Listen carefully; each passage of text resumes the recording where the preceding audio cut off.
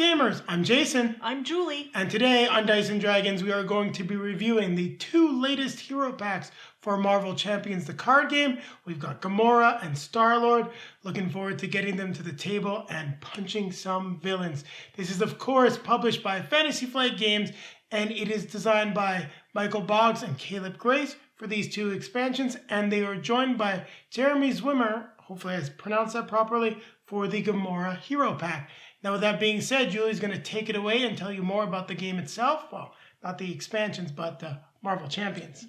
So it is a cooperative card game that is intended for 1 to 4 players, ages 14 and above. The box says 45 to 90 minutes, but we know that it can be a lot higher than that, especially at 4 players. Oh yeah, we saw a game go, what? 3 hours, to 4 hours, I think? Yeah. Now, what are you doing in Marvel Champions the card game? Well, punching villains. And trying to foil their schemes and using your hero decks in order to defeat them in the most efficient and fun way possible. Now, you will have different aspects that you can add to your hero decks, or you can use the pre-constructed decks like you will have in these 2 boxes. What you will then need to do is make sure that your hero survives. If you don't worry too much, because the rest of the team can soldier on without you. It just gets a lot more difficult. So I think we've talked enough about the game. If you're familiar with the channel, you know a lot about Marvel Champions. It's often on our table. You can also take a look at the timestamps if you'd like to skip ahead to the review. Other than that, we're going to jump into the components. So what time is it, Julie? It's time to grab our drinks and grab our fellow Guardian. Guardian, yes. This continues the Guardian sequence for the game. We're going to take it to the table one more time. One more time. I'm really looking forward to playing these guys. I am too. Gamora's going to kick some butt. Now we're going to take a quick look at the components for the Gamora and Star-Lord hero packs. Now here are the new rules. You do get an explanation as to Gamora's Aggression Plus deck because of her new ability. We also get this nice art for Gamora on the back, the same that we got on the box, and what's also on the character card. Now we'll look at Star-Lord's rules. Now we do have an explanation of Star-Lord, which is leadership abilities and how that works. The nice card art. Unfortunately, for in both of those sections, we do not get a list of what their starting deck is. Also, we're going to be doing a quick look, as I said, of the components. During our unboxing and took a more detailed look at the cards. You'll get a nice pop-up right there if you want to see a detailed look at the cards, and you can come back over afterwards and check out the review. So we'll start by taking a look at Gamora. So, of course, we're going to look at the hero cards in detail. Her response, finesse, is after you play an attack event, remove 1 threat from a scheme. Precision, the response is after you play a thwart event, deal 1 damage to an enemy. Her alter ego form, so she is a skilled tactician that lets her include up to 6 attack and or thwart events from aspects other than her regular aspect. That's why we've got the first hit and the impede right here. These are 3 protection cards. They let you attack or interrupt to do an attack as well, which is pretty cool with first hit. Then impede lets you remove 3 threat from the main scheme, and if it's the first card you play during that turn, well, you get to take it back to your hand. Your ally is Nebula. She'll let you draw some attack and thwart cards. Your acrobatic moves just let you deal some damage. Cross counter lets you prevent damage and hit back for 1 damage and reduce thwart. Set the pace just lets you remove thwart. Decisive blow, deal 4 damage or 7 if you played a thwart event. So that's one of the reasons why you get the zero cost cards. Forward momentum, remove 3 threat or 5 if you've done an attack. Once again, the acrobatic move. Conditioning room, which will let you do some healing. And you've got keen instincts, which will let you generate a wild resource.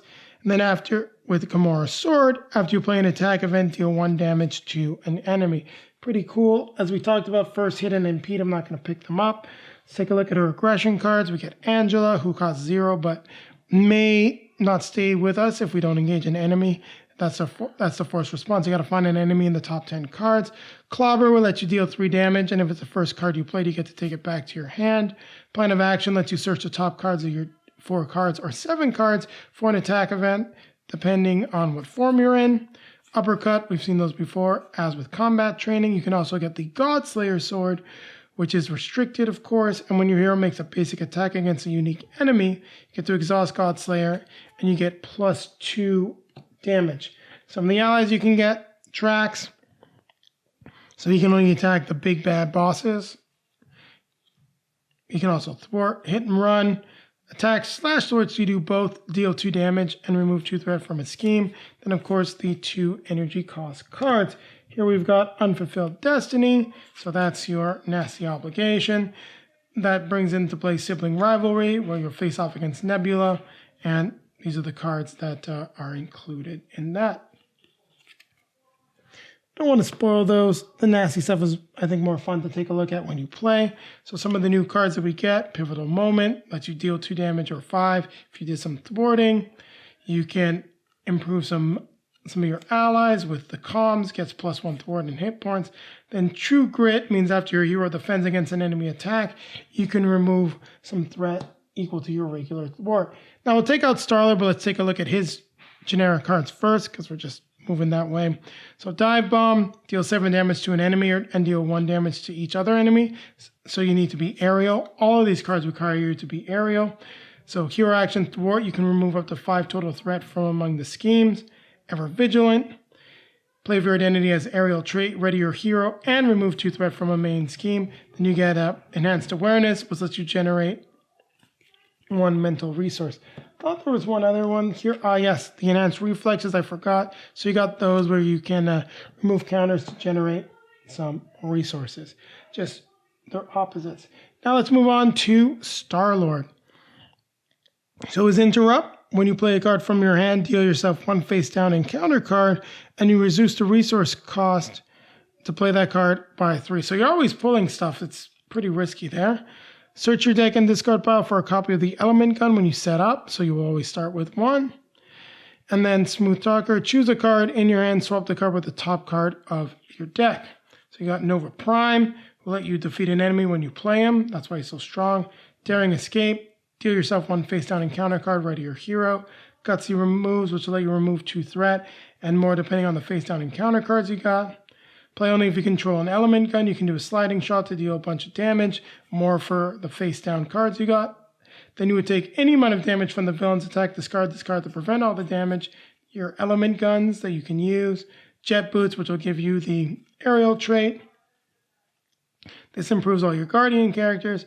And Star-Lord's Helmet improves your hand size while in hero form based on the amount of face down cards you've got to take. You got a face. Here's some basic cards. So you got Cosmo.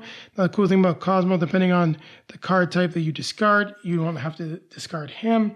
You get a vehicle, so you can exhaust this card and 2 resources to ready any Guardian's character. Nowhere increases your ally limit. And these pulse grenades let you discard the top 2 cards of the deck and use the boost icons to your advantage for a change by damaging the enemy. Now, we've got different allies like Adam Warlock, Beta Ray Bill, Yondu. So as you can see, Ariel as Guardian. Unfortunately, doesn't have Aerial. Guardian, Air Supremacy, which is an aerial tactic. So choose up to X enemies, where X is equal to the number of aerial characters you control, and you get to deal 3 damage. So that's pretty cool. Blaze of Glory. Each Guardian character gets a boost. You can ready some allies. When an ally with a weapon would attack, you can improve their attack. Then, of course, the Power of Leadership and these weapons to equip your allies with, so you can chain together with those cards. And then the last thing we got to look at is Obligation, Banishment. But in Crime Syndicate is the scheme. Mr. Knife is who you'll face. And Spartor Cunning are the cards that get added to the deck. So there you have it. We've now taken a look at all the components for Star-Lord and Gamora. Now keep it right here, as we're going to be coming back at you with our review of these 2 expansions. So Gamora and Star-Lord, how did you enjoy these 2 new heroes to the game? I was a little worried when you were describing them. I thought I wouldn't enjoy playing Star-Lord, but I did. He was fun to play, although Gamora definitely was my favorite, so I'll start talking about her. Oh, we're going to get right into her? How does she compare? Does she beat your favorite? You know what? I have to go back and play some of the older ones. It's not fair. Like, I know I really enjoyed playing Doctor Strange, and I really enjoyed playing Thor, but I haven't played them in a while, so... What about She-Hulk? She-Hulk was fun, but she's very smashy. What I love about Gamora is that she has a very balanced deck, and I find that I found that when I played her, I never had a hand where I felt completely powerless. There was always something I can do, and there were some very strong, effective hands, and there was others that were just good hands. I never felt like my hands were tied because of the cards I pulled. That's how balanced her deck is. She hits hard, she thwarts. She's always hitting and thwarting because of her power. So I honestly think she's a lot of fun. I have to agree with you. I think Gamora may be one of the strongest characters in the game. She reminds me a lot of Spider-Woman, who is also very effective, whereas Spider-Woman, she can't do as much damage and thwarting as Gamora could. Her ability to confuse and stun enemies just really made it so that there was a lot that you can do. And Gamora feels the same because whereas Spider-Woman is limiting what the opponents can do, she is always attacking and thwarting. And just her ability, whenever you play an attack card, you get to thwart. Whenever you play a thwart card, you get to attack. Lets you deal with some of the smaller minions quite easily without having to make these big plays. And then when you can make a big play, you can often just hit the villain himself. I mean, you can do that with Star-Lord as well, which we'll talk about it in a moment. But overall, I think she's got one of the most well-balanced decks. And I have to say, overall, I felt that the pre-constructed decks for Gamora and Star-Lord are very good. Now, we played Galaxy's Most Wanted the entire campaign with the pre-cons for Groot and Rocket, and that definitely wasn't the case. We struggled a lot, and once we tweaked the decks, they were very good, whereas I think we've got solid decks right off the bat. I really like the fact that you can use those 6 cards from other aspects, and the 2 cards that are in here, Impede and Hit First, work perfectly with Gamora. I don't even know what other cards you might want to add in. I don't know. I do know her cards were a lot of fun to play. She hits really hard. Honestly, they're both pretty good. I would say that we've, defeated the heroes. Defeated the villains? Defeated the villains very easily with these 2 heroes. To the point where we kind of looked at each other and went, "Oh, that was easy."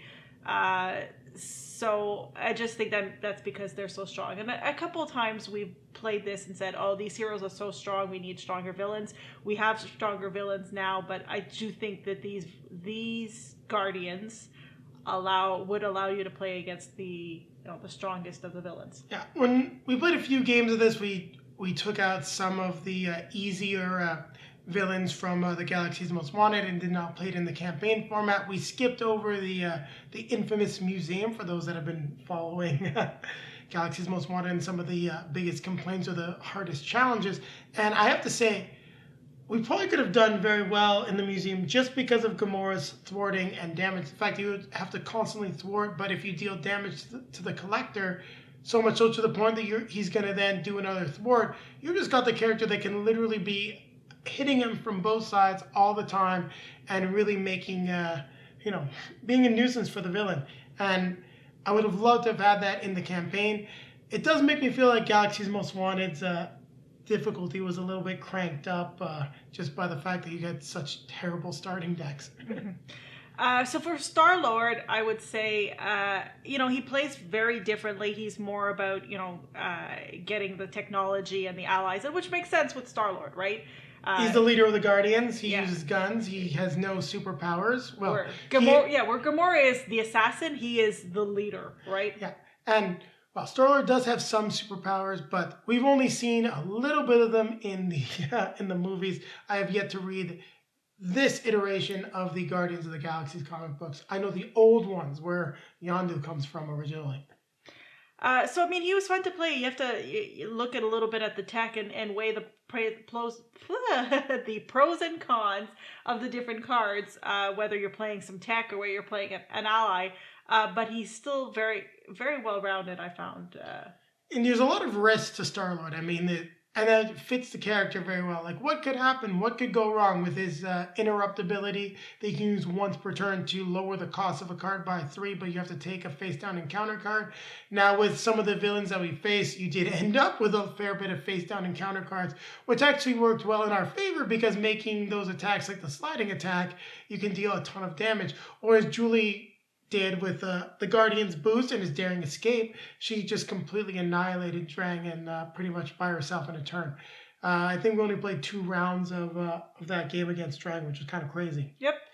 The one thing that we really didn't get to experience with Star-Lord, though, in all of our games, I don't know if it's just because of the way we shuffled the deck, is we never really got his allies out and to use sort of that army, if needed, to deal with some of the encounter cards that showed up when you took the face-down card.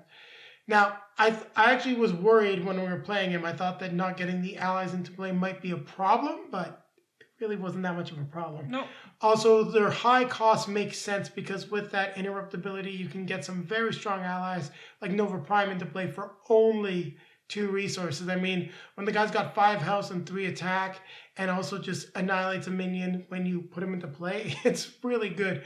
I can just see how things would be working out in some of the more difficult boss encounter, well, not boss encounters, villain encounters with some of the decks where you have the stronger minions. I'm thinking of the Menagerie medley, but there's a couple of the other ones that come in the base game. I think it's the Masters of Evil, being able to just take out Nova Prime and getting rid of like the named villain that actually is not is a henchman for someone else when they could easily be the main bad guy themselves. I don't think there's really much more to add. I would just say this is another solid addition to the game. I would say if you're just getting Marvel Champions and you're trying to decide which expansions, these are definitely up there with some of the ones I think you should consider. If you haven't picked up Galaxy's Most Wanted because you've heard about how challenging it can be, these 2 put into Galaxy's Most Wanted. You could just don't play Rocket and Groot, take these 2 in instead. I think you're going to have a much more enjoyable experience. Now, if you like to deck build, definitely deck build with Rocket and Groot because they are a lot of fun once you make a couple of tweaks to the deck. I mean, Julie got to punch Ronan in the face for 37 damage. That was pretty absurd. Well, not 37, I think 36. It was over 30, I know that.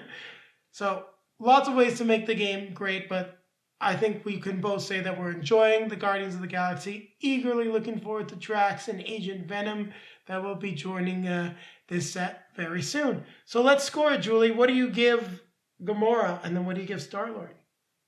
Gamora's at 8.5 and Star-Lord's an 8. I give both of them 8s. I'm not quite sure if Gamora's an 8.5. I don't know. I think I had to play her just a little bit more, but there's definitely the potential for her to hit that top tier. But both of these expansions are definitely in the top of what we've played with Marvel Champions. I do have to play Doctor Strange again because I still think he might be the strongest hero. Yeah, that's why I said it. I haven't played it in a long time, so. Well, there's just so many heroes and so many games to play, as you can see, that it's not our regular game, but it's definitely one of the ones that hits the table most often. So, Julie, what time is it? It's time to remind people to like, comment, subscribe, and hit the bell to be notified when we have some new content for you. Yes, and take a look down below in the video description. You'll find links to all of our social media feeds. Facebook, Twitter, Instagram. If you'd like to see pictures of Julie and I playing as Star-Lord and Gamora, they will be on our feeds. And also in the video description is a link to multizone.ca. You can find our discount code. Check it out. You'll get 10% off your next purchase, and a portion of that purchase gets returned to us. So if you haven't picked up these 2 expansions yet, well, you know where to go and support the channel at the same time. And then popping up in front of us are going to be links to some of our previously released videos. Over here will be our most recent release. In front of Julie will be Galaxy's Most Wanted. Yeah, I think so. Yeah, makes the most sense. Keep with the Guardians theme. Yep. And now it's time to grab our drink. And now we're no longer Guardians, so now you're my best friend again. Best friends, yes. Okay, remind everybody to keep playing games. Keep playing games. How come I beat you to it this time? I'll let you do it. Oh, you let me, huh?